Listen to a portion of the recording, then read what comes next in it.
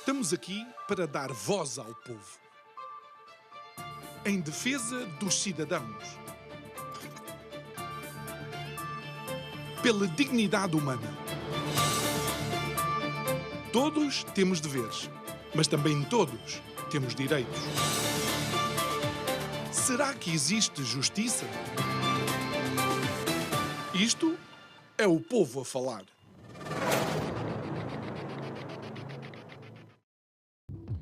Apesar de termos um governo jovem, recente e de minoria, apesar de todo o barulho da espuma diária das politiquices que vamos assistindo, a verdade é que algumas medidas têm sido aprovadas, outras já estão, inclusive, a ser implementadas, sejam elas iniciativa do atual governo, sejam elas iniciativa de qualquer outro partido representado no Parlamento. Boa noite, o meu nome é João Nuno Pinto, isto é o Povo a Falar. Estou consigo de segunda a sexta, neste mesmo horário, emissão em simultâneo, Curiacos TV e Rádio Vida 97.1.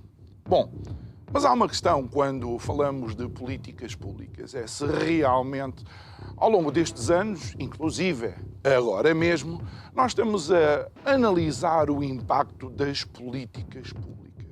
Realmente é uma coisa que, para além da União Europeia ou Comissão Europeia exigir que determinados impactos sejam analisados, a verdade é que quando temos que tomar uma medida que é suposto impactar todo o país, todos os portugueses, todo um setor ou todos os setores, deveríamos pensar.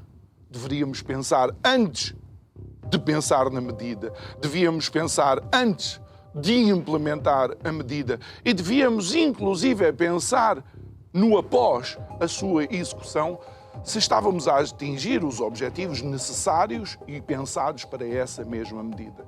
E você poderá dizer, João, pensar antes? Como é que podemos pensar antes de alguma coisa? Pois, e aí poderá ter razão. É porque um país sem rumo, um país sem objetivos, um país sem uma verdadeira meta, olha, parece aquele episódio da Alice no País das Maravilhas do Lewis Carroll, em que a Alice chega a uma encruzilhada, não sabe bem para onde é que há de ir e vê o gato na árvore e pergunta ao gato, ao senhor gato, para onde é que eu devo ir? Ao que a resposta imediata foi uma outra pergunta, dizendo, para onde é que queres ir? Ao que Alice respondeu, não sei. E o gato, então, qualquer caminho serve. Diz o gato, digo eu, que não percebemos nada disto.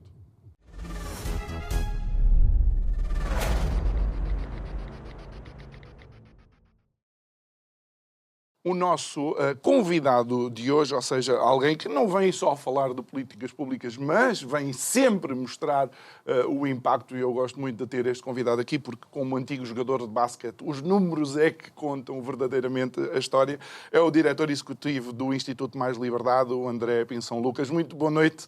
Obrigado, boa noite. André, por estares aqui connosco uma vez mais.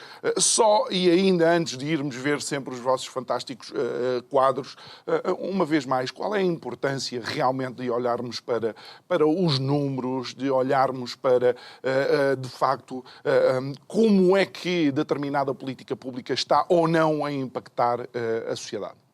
Muito obrigado pelo convite, é sempre um gosto vir aqui. Os números são essenciais na tomada de decisões, quer seja políticas, de gestão, que seja sem números não dá para tomar decisões. E por isso é tão fundamental, por um lado, temos um diagnóstico claro para sabermos para onde é que nós devemos ir e depois, quando se toma uma medida, também avaliar o impacto da medida. É muito comum em Portugal tomarem-se medidas e discutirem-se determinadas possíveis medidas sem saber muito bem o diagnóstico, começa logo por aí, e o diagnóstico devia ser mais ou menos factual. E, além disso, depois tomam-se medidas e depois não se avaliam. E é um déficit também nosso da sociedade civil, que devíamos puxar um bocadinho por isso, devíamos fazer escrutínio, devíamos exigir que se faça o balanço, que se faça a avaliação. Olha, passou um ano, passou 2 anos. Quais foram os impactos? Esperava-se que esta medida tivesse um impacto de 10 milhões, seja o que for. Teve impacto de 10 milhões, teve mais, teve menos, porquê? O que é que correu bem, o que é que correu mal? E essa é uma falha, como eu disse, que vem muito da nossa sociedade civil, não fazemos essa exigência, mas só com números é que podemos melhorar. E não há problema nenhum, há uma medida que às vezes corre menos bem. Até nós, na nossa própria vida, nem todas as nossas decisões na vida privada são acertadas, mas pronto, tudo bem. Que depois já agora também é muito comum, às vezes fala-se em determinadas medidas de vamos fazer um piloto numa determinada área para ver se funciona. Que é uma prática comum nas empresas. Em vez de aplicar logo para tudo, começa-se com um piloto. Mas, mais uma vez, para que o piloto seja bem avaliado, é preciso que seja bem implementado e que depois se avalie.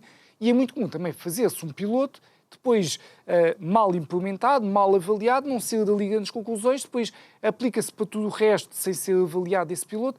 Está tudo um bocado distorcido.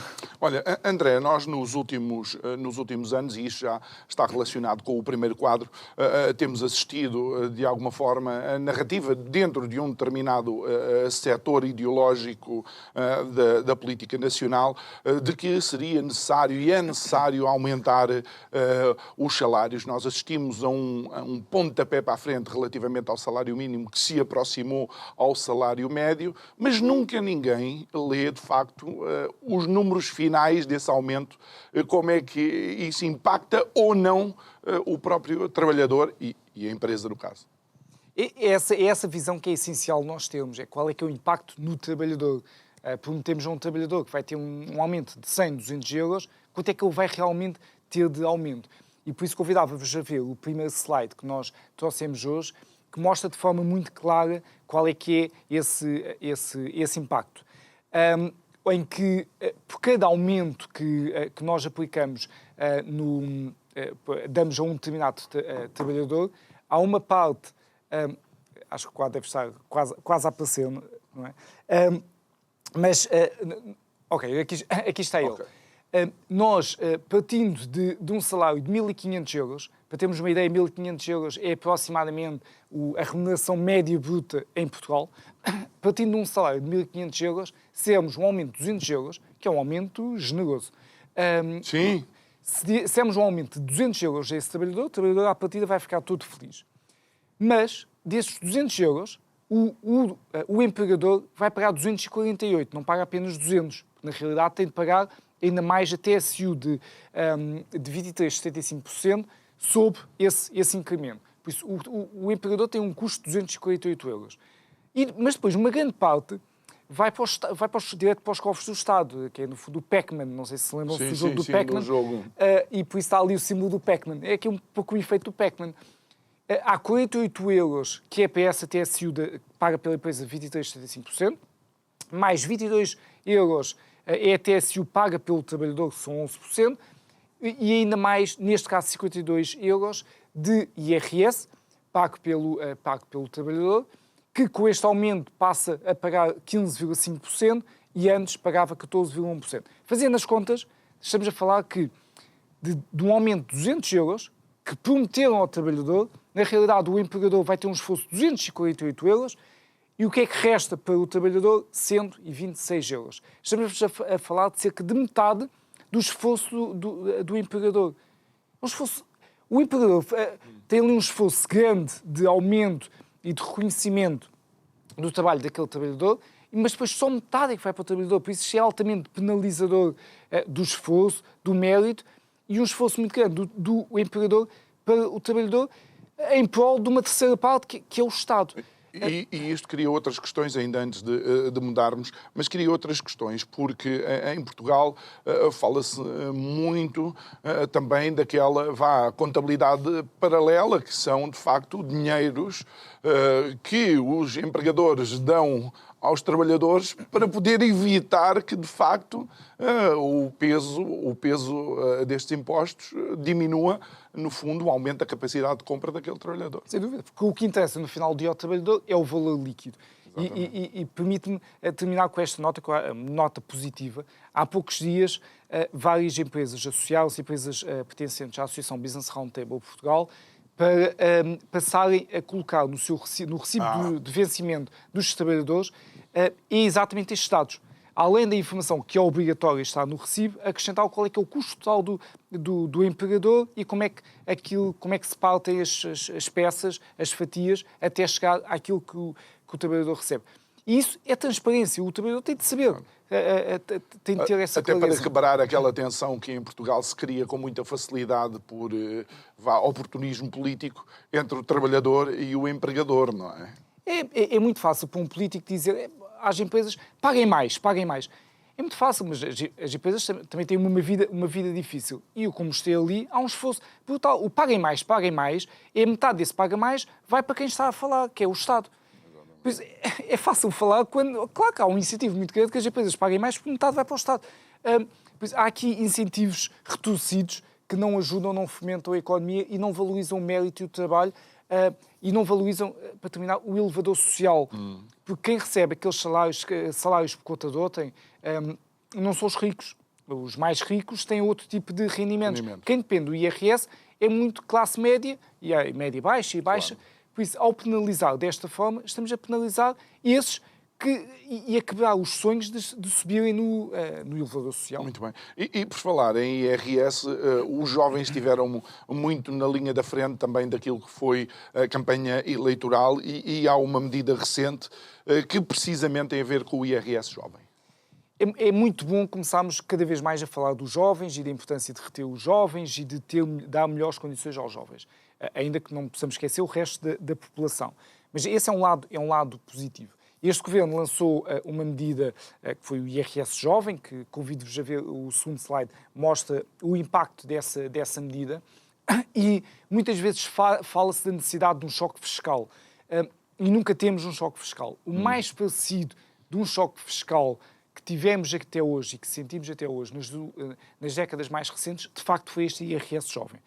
Há que reconhecer. Mas que beneficia jovens até aos 35 anos. Para estes jovens há de facto um impacto significativo. Estamos a falar, neste slide, mostramos nas barras de laranja qual é que é a taxa de IRS efetiva, paga por cada um daqueles patamares de salários, 1.000, 1.500, 2.000, etc., para estes jovens de 35 anos, o que pagavam antes e o que passam a pagar com este IRS jovem. E para quem recebe um valor médio de 1.500 euros, pagava 14%, passa a pagar 4,7%. É um terço. É de facto uma melhoria significativa, é uma melhoria no salário líquido considerável. Por isso, vejo... Eu tenho mixed feelings sobre isto. O lado positivo é que, de facto, para estes jovens é uma ajuda relevante, sem dúvida, e é, de facto, um choque fiscal. O lado em que eu tenho mais receio é que vamos criar uma clivagem muito grande e uma discriminação positiva desta faixa etária. Alguém que ganha 35 anos está a receber aqueles 40,7%, que se calhar a chefia dele tem mais 2 ou 3 anos, por isso já não tem aqueles 4,7%, e apesar de ter um salário bruto mais elevado, leva para casa muito menos e tem a sua equipa a ganhar mais porque é mais jovem. Okay. Criar aqui uma clivagem que pode resultar em comportamentos. Os agentes de mercado podem ser curiosos. Pode haver uma tentação depois das empresas de beneficiarem mais os mais velhos, porque, na realidade, no final do dia, o que interessa para os trabalhadores é o salário líquido, sabendo que os mais jovens já estão a ser beneficiados fiscalmente e, por isso, tentam equilibrar. Estou curioso para saber o que é que vai ser o impacto. Até porque uma questão prática no team management será como é que ter um líder de uma equipa onde os jovens da sua equipa ganham, em termos de salário líquido, mais do que ele, eventualmente, não é? Isso queria... Não é que eu seja totalmente contra essa hipótese em algumas atividades bastante meritocráticas, isso até acontece bastante. O futebol é um exemplo. O treinador, supostamente, é o líder de uma equipa e é muito comum a equipa ganhar bem mais do que ele. E não é que haja algum problema com isso. Por isso, quando são casos desses, há casos que se justifica que uma pessoa ganhe mais do que a sua chefia, dependendo das suas funções. Mas, na maior parte das situações, é expectável que a chefia ganhe mais e até é bom que assim seja, porque quem está abaixo tem um incentivo para crescer e para aquele lugar. Uma última nota. Por isso, eu tenho este mixed feelings sobre esta medida. O lado positivo, ou o que eu espero que seja o lado positivo, é que seja um primeiro passo para isto começar a ter efeito em toda a população. Porque é difícil voltar para trás. A partir do momento em que dão estes 35, mesmo quem tem 35 anos, o que eu acho que vai ser muito difícil é que quando ele fizer 36, dizem-lhe, olha, tu vais pagar 3 vezes mais de IRS. Por isso vai haver aqui uma tentação de, se calhar anualmente, em vez de passar de 35, para o próximo ano já é até 36, depois 37, depois é um pouco mais da população. E de repente somos todos jovens, não é? Exato. Vamos ver. Eu, como estou sempre a lutar pela competitividade fiscal, Claro. qualquer redução fiscal costumo aplaudir. Tenho dúvidas sempre quando é discriminatório, mas vemos o que é que vai. Olha, algo que eu pensei relativamente a isto do IRS jovem também, já é uma questão do impacto global, porque os salários em Portugal também são uma das nossas maiores pechas, não é? E tanto quanto eu sei, 2 em cada 3 jovens ganham menos dos 1.500 líquidos. Qual é a questão salarial? Qual é a tua visão, ou os números, neste caso, os factos, relativamente à realidade salarial? É muito importante falarmos da fiscalidade e falarmos disso, e hoje em dia fala-se muito da importância do IRS para reter os jovens, mas é importante também combater o mito de que, baixando o IRS, os jovens deixam de ter incentivo para ir para o estrangeiro. Calma, é importante baixar o IRS, mas não é suficiente, porque nós temos logo um salário bruto que é baixo, muito baixo. E convido-vos a ver o próximo slide que mostra de forma muito clara estes números. Isto são os países da Europa Ocidental, onde nós temos a barra vermelha, comparado com as barras azuis dos outros países, está lá em baixo, são os salários líquidos médios, e a parte cinzenta é o custo que o empregador tem, porque o custo total são aqueles 27, no caso de Portugal, 27 mil euros, e o empregado leva 16 mil para casa. Nós estamos em último, temos salários líquidos mais baixos. Falámos há pouco da fiscalidade. Ok, então vamos reduzir a fiscalidade. Se aplicássemos aquele IRS jovem que falávamos já há bocado, aqueles 16 mil euros subiam para cerca de 20 mil por aí. O que seria uma melhoria, o que significaria ali que nós ultrapassávamos a Grécia e se calhar a Malta. Se calhar, pois. Mas, ainda assim, os países para onde os jovens portugueses emigram muito, continuam a estar todos lá muito em cima. Pois, estou a ver. Aqueles países que estão ali em baixo... Estou a ver ali Luxemburgo, estou a ver os Países Baixos, estou a ver a Suíça. Claro, porque o salário, o custo que o empregador tem, que é associado ao salário bruto, que são aqueles 27 mil euros, só é maior do que a Grécia, e está abaixo de todos aqueles países. Por isso, temos de facto de subir o salário bruto. Não é suficiente, é imprescindível, mas não suficiente, reduzir o IRS, mas temos também de ter uma economia mais pujante que puxa os salários brutos para cima. Só assim é que conseguimos competir com aqueles países que estão lá em cima, países baixos. Até o título deste quadro mostra o desequilíbrio, não é? Portugueses recebem salários mais baixos da Europa Ocidental, mas têm a 8ª maior carga fiscal. É muito claro. E como vemos por aqueles números, mesmo que acabássemos com a fiscalidade sobre o trabalho, mesmo que o trabalhador recebesse a totalidade do custo que o empregador tem, que são aqueles 27 mil euros, mesmo assim, que é uma hipótese utópica, mesmo assim teríamos salários líquidos abaixo de grande parte daqueles países da Europa. Ou seja, deixa-me trocar isto por miúdos, isto que tu estás a dizer. Se hoje mesmo retirássemos todos os impostos sobre o trabalho, ou seja, se todos os trabalhadores portugueses hoje ou amanhã recebessem o seu salário por completo, sem pagar um cêntimo de imposto, ainda assim ficávamos abaixo de muitos daqueles países que ali estão. Exatamente. Por isso, não basta o IRS. É imprescindível, mas não é suficiente. E por isso precisamos, de facto, de uma economia pujante, de salários mais elevados, para poder concorrer com aqueles países que temos ali. E já agora, provavelmente o espectador pode estar-se a perguntar, aqueles valores estão ajustados ao custo de vida. Okay. Ou seja, são comparáveis. Sabemos que há países que o custo de vida é muito mais elevado. Ali são comparáveis. Dá para comparar o mesmo com aqueles... Mas isso é o bom da matemática e dos números. É que nós podemos também contextualizá-los. Não é só as frases e as letras. Não, os números podem ser contextualizados e comparados depois uns com os outros. André, ainda relativamente àquilo que é não só a fiscalidade, mas acima de tudo a riqueza. Nós ouvimos a União Europeia e logo alguns partidos em Portugal a aplaudir a eventualidade da existência de um imposto sobre os super ricos, ou os mega ricos, ou lá o que é. E isto leva-nos logo, de facto, para a concepção de riqueza. O que é a riqueza? E ouvimos muitas vezes falar entre a riqueza criada e riqueza acumulada. É importante percebermos tecnicamente qual é que é a diferença, porque muitas vezes confunde as coisas. E ultimamente confundiu-se muitas coisas porque Portugal foi ultrapassado nos últimos anos, nas últimas 2 décadas, por vários países de leste. Nós, desde o início do ano, fomos ultrapassados, do início do século, fomos ultrapassados por Malta, Eslovénia, Chequia e Lituânia. E só houve um país que nós ultrapassámos, mas não foi, nós não nos deixámos, nós não ultrapassámos o país, é que caiu a fundo, que foi a Grécia. Por isso, fomos ultrapassados por 4, ultrapassámos 1. O saldo é menos 3 posições. E acho que temos a Roménia a morder-nos os calcanhares. Temos a Roménia a morder os calcanhares, a Estónia, que também já nos chegou a ultrapassar, agora ultrapassámos, enfim, está ali taco a taco. Temos ali um conjunto de países taco a taco connosco. E o que muitas vezes se discute quando se fala destes países é então, mas fala muito destes países, vai lá viver para aqueles países que têm uma qualidade de vida pior, lá estão vocês com a paranoia do PIB, e por isso é tão importante perceber o que é a geração de riqueza, que é disso que estamos a falar, e a riqueza acumulada. E convido-vos a ver o próximo slide que ajuda a perceber a diferença das duas coisas, para percebermos um pouco onde é que nós estamos.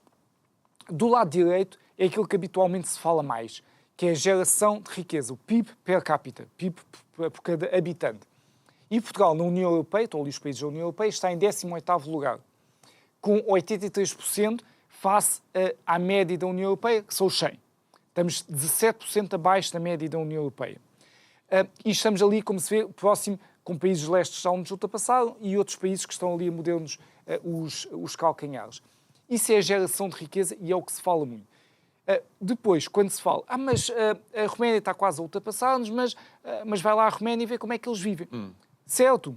Porque aí estamos a confundir duas coisas. Uma coisa é a geração de riqueza, outra coisa é o que está à esquerda, que é a riqueza acumulada. A riqueza acumulada, deduzindo a dívida, é de facto a riqueza acumulada pela população. E quando uma pessoa vai a um país, se eu for a um país, aquilo que é mais evidente é a riqueza acumulada, que se reflete na qualidade, em termos arquitetónicos, na qualidade das infraestruturas, dos serviços. Por isso, mesmo que eles nesse momento estejam a gerar pouca riqueza, a percepção vai ser diferente.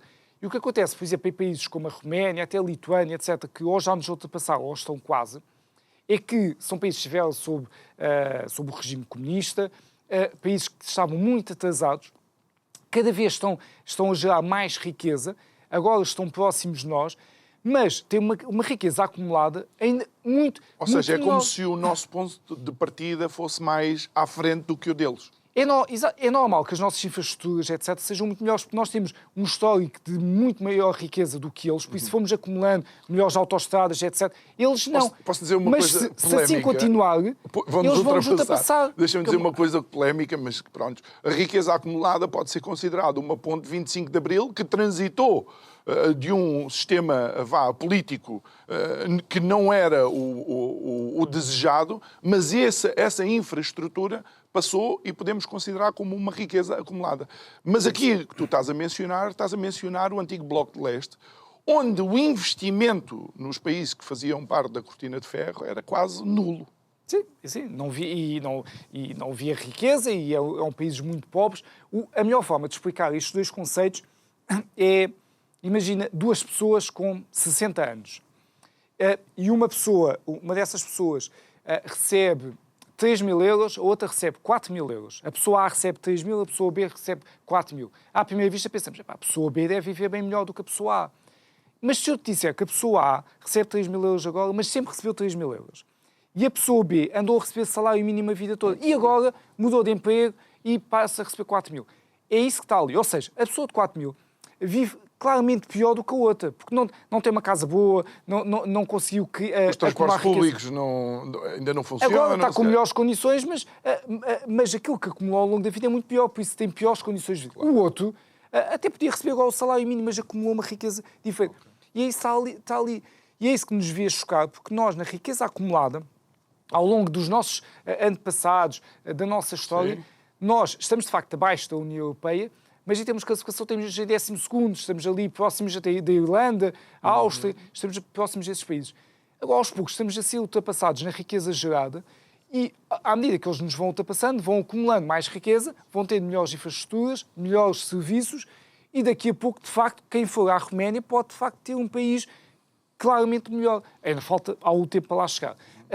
Mas é por isso que é importante distinguir as duas coisas. Mas houve alguém que aqui recentemente me falou da Albânia e que diz que a segunda vez que foi à Albânia já foi bastante diferente a experiência dele. E uma vez que falámos do tempo da velha de senhora, falámos também da cortina de ferro, obviamente Portugal também faz parte, por assim dizer, de um grupo supranacional que toma algumas determinadas decisões e a entrada para a CE naquela época foi uma realidade e, de facto, no início nós sabíamos que íamos ser receptores líquidos, não é?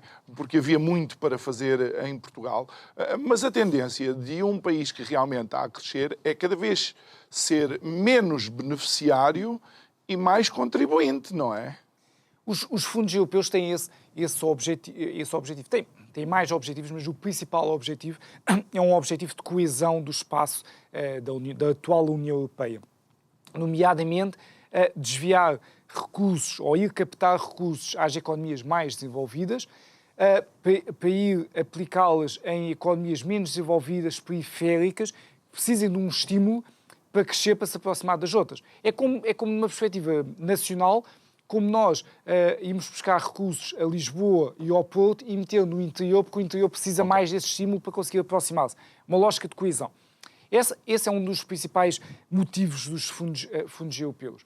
Nós entramos na CE na década de 80 e temos recebido muito dinheiro a partir daí. Mas qual é que é a conta final? O que vamos ver é daquilo que nós também contribuímos para os fundos, depois recebemos, qual é que é o saldo líquido. E o que nós mostramos no quadro seguinte é que nós temos, de facto, sido beneficiários líquidos desde sempre. Entre aquilo que nós damos e aquilo que nós recebemos muito mais do que damos. Esta análise mostra, nos últimos 5 anos, qual é que é o saldo. E nós, nos últimos 5 anos, a contribuição média por cada português foi de 212 euros anuais, mas recebemos, em média, 492. Por isso recebemos muito mais do que damos. É o dobro. E o que é surpreendente aqui é que nós não somos o pior, há países que estão a receber muito mais, Estónia, Lituânia, etc. São países que recebem muito mais do que nós, mas são países que se viram livres do partido da União Soviética há 30 anos e que então há menos de 20 anos na União Europeia. E que tem um caminho a trilhar muito mais difícil. Se nós olharmos apenas para os países que entraram na CE, na União Europeia, no século passado, até 2000, e Portugal entrou em 86, se olharmos apenas para esses, Portugal é o único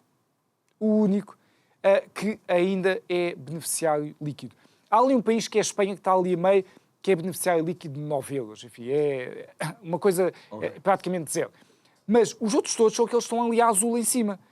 São países... Ou seja, é como nós devíamos fazer parte daquela equipa de azul, por assim dizer. Ou pelo menos estávamos ali perto de Espanha. Pelo menos estávamos ali próximos de Espanha, mas estamos a um nível... somos mais beneficiários do que a Chequia, do que a Bulgária, do que a Roménia, que são países que estavam muito mais atrasados, que ainda são relativamente mais atrasados, e que precisam menos, vão buscar menos aos fundos europeus.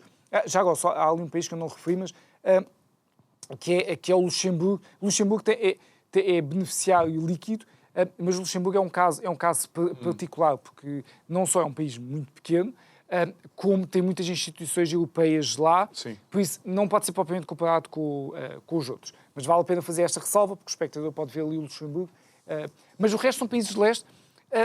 Por isso, nós, o Nuno Palma, no livro que lançou há uns meses, fala bem da maldição dos recursos, porque parece que é um pouco o que se passa com Portugal. Somos subsidiodependentes de Bruxelas. Isto é uma maldição. Chama isto o novo ouro do Brasil. Exato.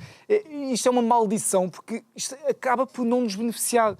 Nós temos esta paranoia do PRR, dos fundos europeus.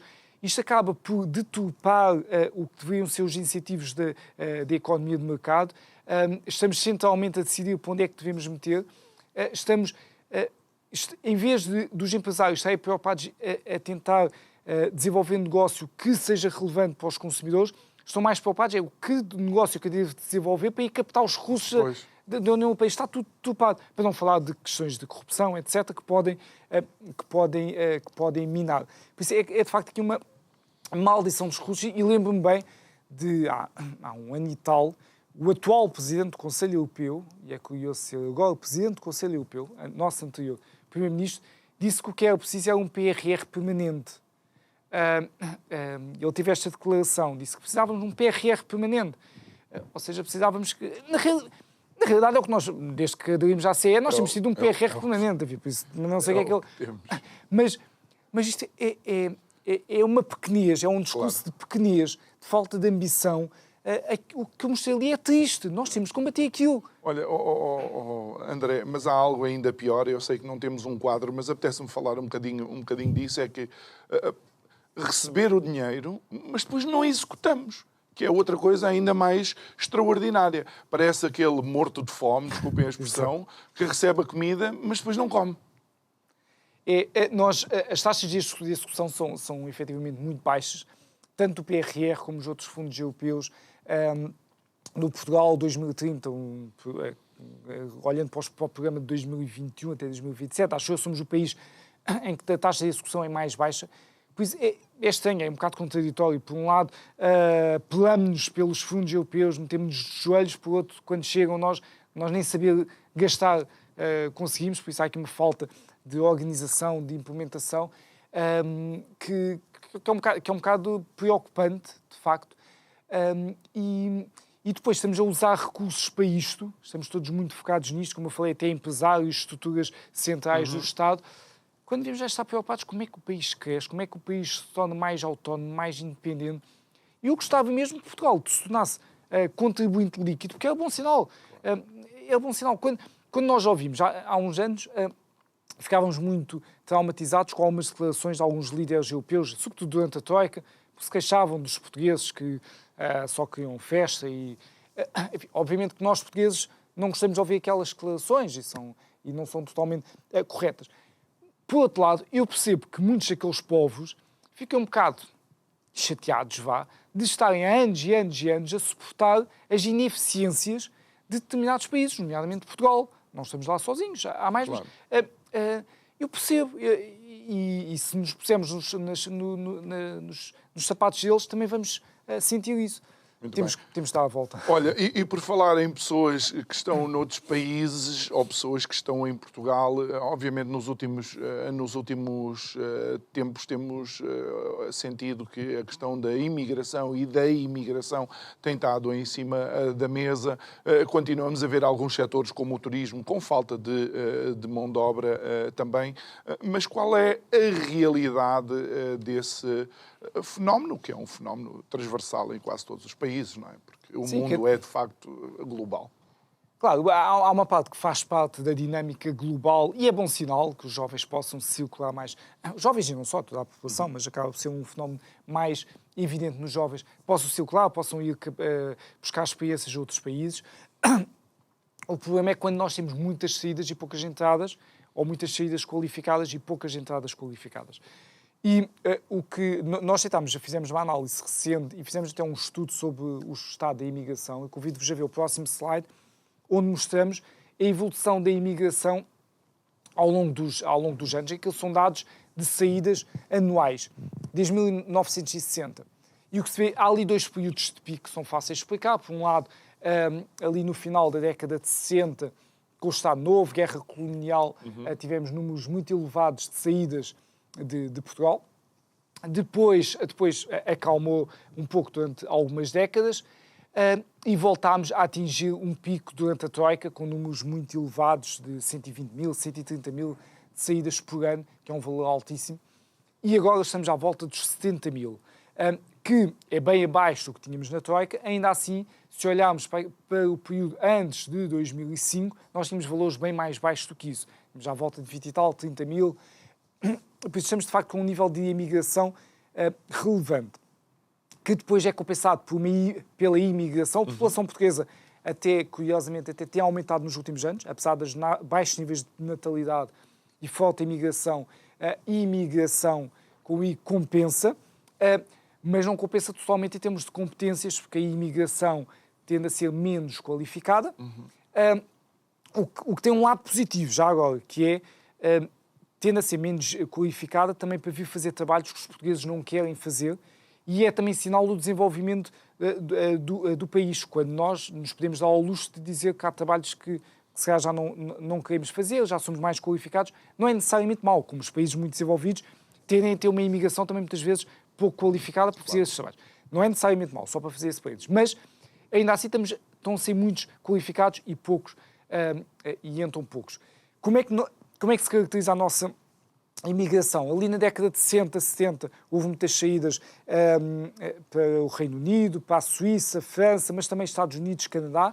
A imigração mais recente é um pouco diferente, é muito dentro da União Europeia, por razões óbvias, pelo espaço aberto, muito menos para os Estados Unidos, muito mais da União Europeia.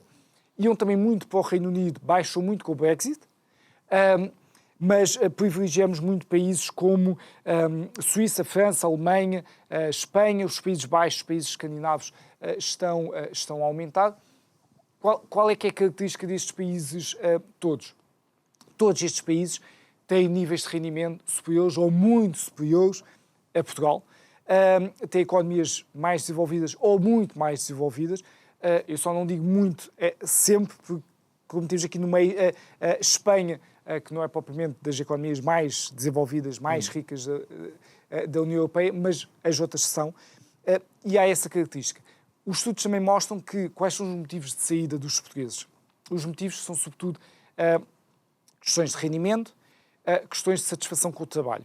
E sendo que a satisfação do trabalho muitas vezes está ligada ao rendimento, mas não só. Há também uma cultura de trabalho em Portugal que não é nem sempre benéfica, uma cultura de excesso de horas de trabalho, de falta de organização, de poucos planos de carreira, às vezes pouca valorização do mérito, e aqueles que saem vão encontrar muito disso lá fora, e depois encontram também salários muito elevados. E por isso os estudos mostram também que mais de metade daqueles que estão lá fora não querem depois voltar. E também mostram que a satisfação com o trabalho aumenta muito quando eles saem, por isso é de facto um fator importante. Por isso temos estes desafios, estão a sair muitos e qualificados e jovens talentos, e depois é muito difícil trazê-los de volta. Jovens em que nós investimos muito, muitos deles estudaram no ensino público, na universidade pública, e depois saem, e depois não vêm. Isto tem um custo associado. Vem uma parte deles, que são as remessas, que têm um peso superior a 1% do PIB, que é relevante, mas mais importante que as remessas seria eles estarem cá e trabalharem cá. E nós temos condições para os receber, porque muitos não vêm porque não há mesmo trabalho para aquelas qualificações. Não há. Por isso temos de ter uma economia mais pujante, mais inovadora, de maior valor acrescentado, porque se for apenas de menor valor acrescentado, vamos estar a socorrer-nos da imigração pouco qualificada, daqueles que ficam cá que não têm o ensino superior, ou daqueles que têm o ensino superior, mas que há falta de trabalho, vão mesmo assim exercer trabalhos pouco qualificados. Temos que estar a volta a isto, temos que reter os jovens. Achas que de alguma forma, ainda antes de irmos ao nosso quadro final, achas que de alguma forma em Portugal, e muito especificamente com os jovens, o facto de o empreendedorismo não ser verdadeiramente apoiado também faz com que alguns destes jovens migrem para outros países para tentar os seus projetos e as suas ideias? O empreendedorismo não é muito valorizado, desde logo, pela questão fiscal que há bocado falávamos mais de uma perspectiva sobre o trabalho, mas a nossa taxa máxima de IRC é mais elevada da OCDE, dos países europeus da OCDE, o que logo isso desincentiva bastante a qualquer investimento. Depois temos uma coisa também altamente arcaica, que é temos níveis de IRC, uma taxa de IRC progressivo, que no caso das empresas não faz sentido, porque uma coisa é o IRS. No caso das empresas, o que estamos a dizer é que as empresas mais eficientes consigam mais lucro, vão pagar mais de IRC. Imagina, dois casos, duas empresas que faturam uns 2 milhões, mas uma consegue ter um lucro de 300 mil, a outra consegue ter 50 mil. A taxa de IRC paga pela que tem mais lucro pode ser superior à que tem menos. Na realidade, como aquilo depende dos níveis de receitas, pode não ser necessariamente assim, mas estou a simplificar só para perceber. Perante as mesmas receitas, uma tem mais lucro, vai pagar mais, mas vai pagar mais, mas ela foi mais eficiente, ela geriu melhor os custos. Porque temos... Devia ser recompensada ou beneficiada, quer dizer... Isso porquê? Porque temos a derrama estadual e a derrama municipal lançadas há uns bons anos, na altura da Troika, na altura de uma perspectiva temporária, e como a maior parte muitos dos nossos impostos criamos uma perspectiva temporária, tudo o que é temporário nos impostos fica. E por isso temos uma situação arcaica, pouco amiga do empreendedorismo, e depois não beneficiar aqueles que querem, de facto, ser empreendedores, mais vale irem lá para fora. Muito bem. E isto tem muito a ver também com aquilo que nós vamos falar agora, que recentemente saiu um ranking das escolas. Os rankings valem, de facto, aquilo que valem, mas mereceu, da vossa parte, alguma atenção? Nós gostamos sempre, anualmente, de mostrar este ranking e eu creio que nunca se fala dos rankings na perspectiva que se deve falar. Porque muitas vezes nós mostramos os rankings e dizem mas aquilo está cheio de escolas privadas, porque as escolas privadas selecionam os alunos, são alunos já que vêm de contextos mais estruturados, contextos socioeconómicos mais elevados, e por isso tendem a ter melhores notas. Isso tudo é verdade, não está isso em causa. Mas eu acho que há outra perspectiva mais importante para ver os dados. Eu convido-vos a ver o próximo slide. O que acontece é que, atualmente, ali mostra aquelas duas barras do top 50 escolas no ranking de escolas, do 9º ano e do secundário, as públicas e as privadas. A barra de baixo, no verde mais claro, são as privadas que dominam por completo. Estes dados, há 20 anos, é exatamente o contrário. Há 20 anos havia muito mais públicas. Quer isto dizer que as privadas são muito melhores do que há 20 anos? Não necessariamente. E tudo aquilo que eu disse há bocado, de selecionar os alunos, tudo isso é verdade. Por isso devemos ter cautela ao analisar. Mas porquê é que para mim é importante olhar para os rankings? O que isto mostra é que, mesmo se assumirmos que a qualidade é parecida, etc., e que para as privadas vão aqueles miúdos de contextos mais favoráveis, o que mostra é que se há cada vez mais privadas ali no ranking, é que cada vez mais os pais que podem meter os miúdos nas privadas estão, de facto, a meter os miúdos nas privadas. Podem, temos financeiros, meter. Os que não podem, ficam no público. Isto que acontece é que, sobretudo nos grandes centros urbanos que têm muita oferta privada e pública, é criar dois guetos. Um gueto dos que não podem, classe média para baixo, e um gueto privilegiado, um gueto entre aspas, que é dos que podem, que vão para as privadas, que têm condições diferentes. Isto não é nada benéfico para nenhum dos dois. Começa logo aí. Aquela diversidade que nós encontrávamos na escola pública antigamente, que é o positivo, de miúdos de contextos muito frágeis a miúdos ricos, isso é muito benéfico para os dois. Em termos sociais e tudo. Aqueles que vêm de piores condições, sentem ali estímulos para crescer, para aprender, porque para quem tem melhores condições... São expostos a outras realidades. São expostos a outras realidades. E os outros são expostos à realidade de valorizarem o que têm, de perceber que há pessoas que não têm as mesmas condições, é melhor para os dois. E por isso, cada vez mais cresce este gueto e nós devemos pensar o que é que estamos a fazer com a escola pública, porque a verdade é que, independentemente dos outros selecionarem os alunos ou não, quem pode cada vez mais está a meter nas privadas. E o público fica com os restos. E porquê é que quem pode mete nas privadas? O que é que o público oferece? Também tem muito bons professores, mas oferece instabilidade em termos de professores, porque não sabem se há professores ou não, falta de professores, há alunos que passam o ano todo sem professores, greves constantes, e isso aí é uma constante instabilidade que qualquer pai quer o melhor para o seu filho, se tiver condições financeiras. Eu não quero esta instabilidade. Mesmo que os professores, muitos deles possam ser muito bons, mas isso degrada a qualidade e depois afeta também a qualidade do ensino dos professores, porque os professores sentem-se desgastados com aquilo. Por isso, devíamos preocupar-nos seriamente com isto, porque é um sinal de dois guetos, sobretudo nos grandes centros urbanos, não é bom para ninguém. Nós não queremos... E as desigualdades vêm daqui. E relativamente a isso, André, ainda em termos de conclusão quanto àquilo que é a questão da escola pública e da escola privada, eu recordo-me na minha época também de conhecer jovens que iam a escolas privadas, foram de facto expostos a melhor, provavelmente a melhor possibilidade de ensino, a maior estabilidade, mas isto não teve consequências na sua carreira e de facto causou algo que tu mencionaste aqui, é um desligar daquilo que são as outras realidades sociais. Olhando para a política dos últimos tempos, olhando de facto para o berreiro que tem sido, digamos, a política em Portugal, estamos a desagregar-nos também socialmente. Infelizmente, parece que sim, e não é positivo. Enfim, todo o discurso que ouvimos e o afastamento das principais lideranças e dessas políticas, não só, mas sobretudo políticas, do que é a realidade, do que é que as pessoas sentem. E também muito uma questão regional, que naquele gráfico, no último gráfico, eu não destaquei isso, mas via-se, por exemplo, aquele top de escolas está todo na região de Lisboa e na região do Porto, mais ou menos, um bocado também Braga, Coimbra, mas está tudo no litoral.